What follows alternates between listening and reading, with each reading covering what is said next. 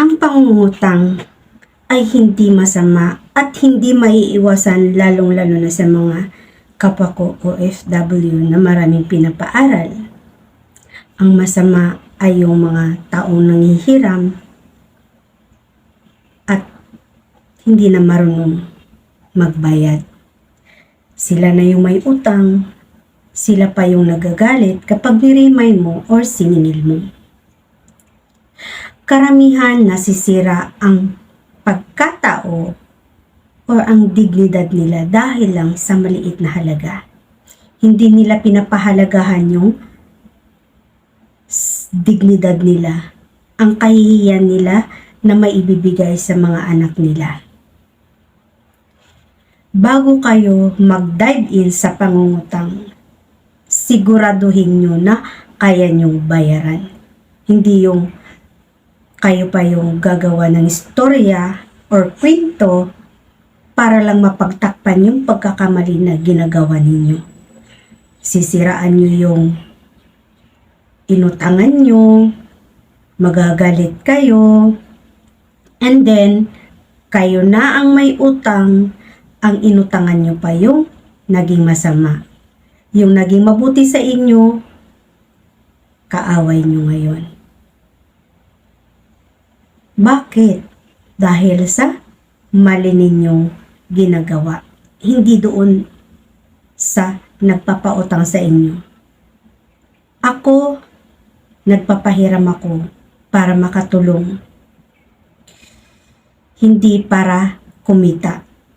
Kasi kung para kumita, hindi ko aalisin yung tubo ng mga nahihirapan. Pero ako kasi, kapag nakikita kong nahihirapan, inaalis ko yung tubo. Merong nagsasabi na kung mahirap ka at hindi pa maganda ang buhay mo, nakakahiyang tumulong. Ako, hindi ako nahihiyang tumulong kung kaya ko lang din naman tumulong. Pero sana yung mga tinutulungan, marunong din makipagtulungan dun sa tumulong. Hindi yung magandang pinapakita sa inyo, aabusuhin ninyo. Ang pang-aabuso nyo, may kabayaran yan. Hindi man agad-agad, time will come na pagbabayaran nyo. Kapag ang intention nyo hindi maganda. Bayaran nyo man yung inutang nyo, pero yung intention nyo ay hindi maganda, pagbabayaran nyo pa rin yun.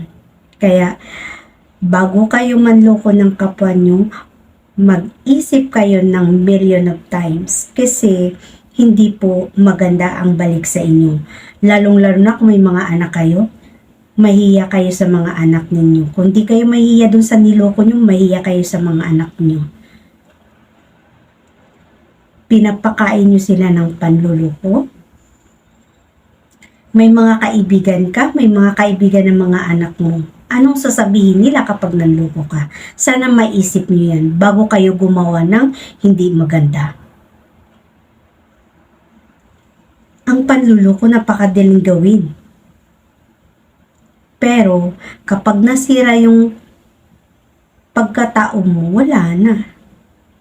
Hindi mo na maibabalik yun. Habang buhay ang tingin sa'yo, manluloko ka. Kaya, marami yung mga nangungutang na minumura sa Facebook. Dati, sabi ko, grabe naman to. Makapagmura naman to. Kasi may hinahanap akong tao. Kasi binlock niya ako. Tapos, nakita ko, Diyos ko, mura kagad ang nakabalandra doon. Sabi ko, grabe naman to. Ngayon ko lang naiintindihan kung bakit sila minumura ng pinagkakautangan nila. Kasi ganun pala sila. Balas-subas na klaseng tao. Kaya sila namumura sa Facebook or na ipopost kahit na saang social media. Dahil din sa kasalanan nila. Sila na ngayon may utang, sila pa yung matapang. Bago ka mag-live sa Facebook, ayusin mo muna yung mga problema mo, pinagkakautangan mo, para hindi ka napapahiya. Bago ka post ng mga gala mo, siguraduhin mo muna na wala kang inutangan na tinatakasan kasi nakakahiya. Huwag tayong masyadong magmadaling abutin ng mga pangarap natin na masisira yung dignidad nyo dahil lang sa maliit na halaga. Mas mahalaga ang pagkatao mo kisa doon sa pera. Ang pera madaling kitain. Ang tiwala, dignidad, kapag nawala na yun, wala na. Hindi na may babalik yun. Kaya mag-iingat po tayo lagi bago tayo gumawa ng hindi maganda. Bago natin pairalin yung kamalditahan natin, kayabangan natin, pag-isipan mo munang mabuti. Lalo na kung malaki ang atraso mo sa isang tao. Huwag ka munang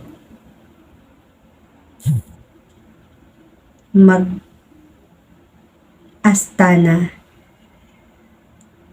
Ikaw pa yung matapang. Kalma ka lang, day. Okay? Huwag kang post ng post na nagpapatama sa mga inutangan mo kasi sa'yo din yan ang balik. Isipin nyo lagi, ang taong tumulong sa inyo nung oras na nangangailangan kayo, hindi yon mayaman at hindi rin ako mayaman.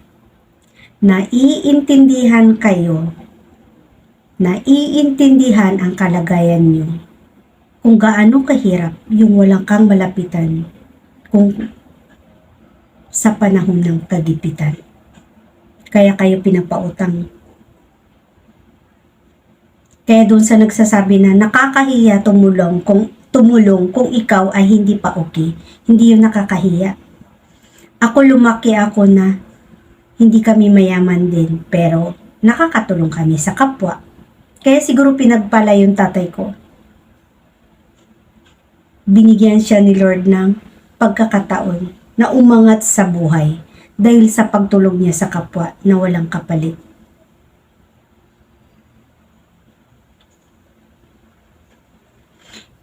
Pangarap ko ang makatulong, pero syempre, hindi naman tayo mayaman. Sa pakunti-kunti lang nakakatulong tayo. At hindi ko na kailangan ibalandra dito sa YouTube kung anong mga naitulong ko sa ibang tao. Alam ko yung mga pinangakuan ko ng tulong, hindi ko yan nakakalimutan. Pero may inaayos lang ako para mabalikan ko sila. Hindi ko yan nakakalimutan. Lahat tayo ay dumaranas ng kahirapan or problema sa buhay man or negosyo. Kaya minsan may mga pangako tayong nasisira dahil sa mga pagkakataon na hindi mo inaasahan. So, ang mga judgmental na tao, agad-agad i-judge.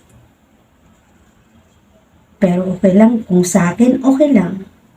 Ako, alam ko, hindi ako pababayaan ni Lord at kilala ko yung sarili ko. So, wala akong pakialam sa mga sasabihin ng tao. Ang alam ko, yun ang gagawin ko. Kung ano ang dapat at tama, yun ang gagawin ko. Kung may naiinis sa mga video ko, I'm sorry kung natatamaan kayo. Kung hindi kayo nakakapagbayad ng utang, magbayad kayo ng utang. At kung wala naman, thank you. And congrats sa'yo kasi wala kang utang. And doon sa may mga utang, sorry to hear that. Pero, pagsikapan yung mabayaran ng inyong mga utang. Walang masamang nangungutang. Basta marunong tayo magbayad. Lagi po nating tatandaan. Huwag tayong bibitaw kay Lord. Walang imposible sa Diyos. Makakabangon ka at makakabangon kung ano man ang pinagdadaanan mo sa buhay. Malalagpasan mo lahat basta't manalig ka sa Diyos. Lahat, walang taong walang problema. Lahat tayo may problema. May kanya-kanya lang tayong pamamaraan kung paano natin i-handle ang ating mga problema. Kung may pera ka, pamilyang problema. Mga anak, hindi lahat makukuha natin. Mayroong bagay na hindi natin makukuha. Kung may pera ka, unhappy family naman ang meron ka.